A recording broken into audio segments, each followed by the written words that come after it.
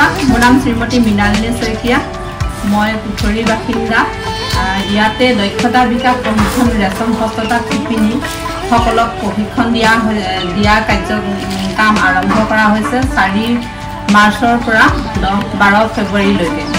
এতিয়ালৈকে শেষ হোৱা নাই আমাৰ চলি আছে তথাপি আমি ইয়াতে ফৰেষ্ট ডিপাৰ্টমেণ্টক অতি ধন্যবাদ দিব লাগিব আমাক এই প্ৰশিক্ষণটো দিয়াৰ কাৰণে কাৰণ আমি নজনা কথা বহুখিনিয়ে শিকিব পাৰিছোঁ আগৰ তুলনাত আমি এখন গামোচা ফুল বাছি হাতেৰে ফুল বাছিবলৈ মিনিমাম আমাৰ 3 দিন সময় লাগিছিল কিন্তু এতিয়া বৰ্তমান আমাৰ এই হেণ্ডলুম টেক্সটাইলৰ জেকাৰ্ড মেচিনটো যোগেদি আমি অতি কম সময়তে 3 দিন যিটো ফুলত আমাক 3 দিন প্ৰয়োজন হৈছিল সেই ফুলটো আমি 1 ঘণ্টাত বাছিবলৈ সক্ষম হৈছোঁ চালিকিৰ সৈতে বাছিবলৈ 1 ঘণ্টাত বাছি দিবলৈ সক্ষম হৈছোঁ আৰু ব্যৱসায়িক ক্ষেত্ৰত আমি যথেষ্ট আগবাঢ়িম বুলি আমি জনা নাছিলোঁ মানে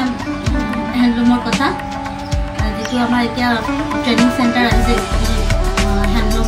মই একেবাৰে শিকা নাছিলোঁ তাঁতশালৰ কথা বা জনাও নাছিলোঁ কিন্তু এই ট্ৰেইনিংটো অহা গম পাই মই ইয়ালৈ আহিলোঁ এতিয়া শিকিছোঁ চাইছোঁ যিখিনি মানে আগতে জনা নাছিলোঁ বহুতখিনি শিকিব পাৰিছোঁ বৰ তোলা তাঁতশাল কোনটো কয় কোন বস্তুটো কি কয় কেনেকৈ কৰা হয় গোটেইখিনি বস্তুৱে মানে এতিয়া মানে অলপ শিকিছোঁ আৰু মানে ধৰি লওক ইনকম চ'ৰ্চৰ মানে আগবাঢ়ি গৈছোঁ পথেদি আগবাঢ়ি গৈছোঁ কাজিৰঙাৰ ডাইৰেক্টৰ ডক্টৰ সোণালী ঘোষ মেমক আমি সকলোৱে ধন্যবাদ দিছোঁ আমাক এই সুবিধাকণ কৰি দিয়াৰ বাবে এই সুবিধাখিনি কৰি দিয়াতে আমাৰ সকলো মহিলা উপকৃত হ'ব বুলি আমি ভাবিছোঁ